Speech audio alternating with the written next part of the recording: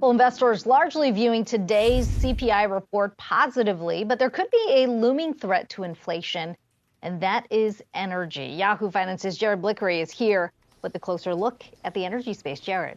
That's right, Akiko. Those headline numbers relatively benign and importantly in line with expectations. But when you dig down in some of these energy subcomponents, I'm seeing some huge month-over-month gains. Here in fuel oil, that's 3% up in only 1 month. That's 300 basis points. Gasoline up 0.2%. That's 20 basis points. Utilities 200 basis points. And only electricity, that's moving down 0.7%. That's moving in the right direction.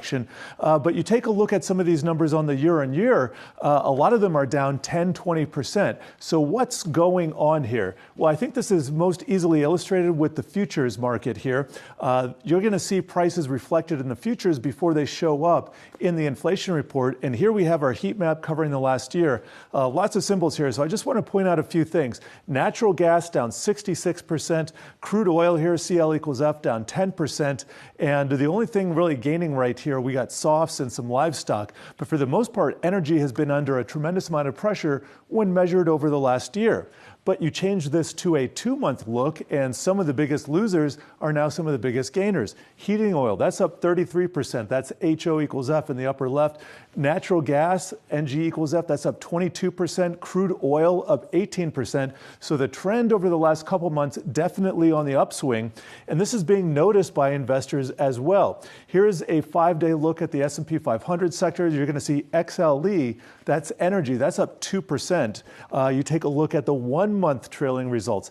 Energy up 8.7%. That is the number one sector.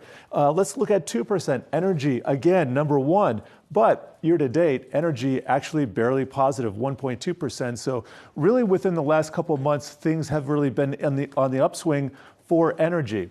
Now, just getting back to the original point here, when we're thinking about inflation, and I want to show this is separate but related. Inflation, the returns that we're seeing in the stock market overall, the S&P 500 on days like today, when we get the inflation prints, those have largely been tracking the overall market. In blue, I have SPY, that's the S&P 500 Spider ETF, and in orange, I have CPI reactions, and you can see this goes back 5 years. Since we got this October bottom, we have seen returns on CPI data, on CPI days, those have really outperformed. And that has been the basis for a lot of the gains we've seen this year. So I'm thinking a month ahead, 2 months ahead, if we see a big down reaction in the market on one of these CPI days, well, that could very well mean that the top is in, at least temporarily, on this market, guys. Yeah, interesting to see those charts correlating there. Jared Blikre, as always, thanks so much.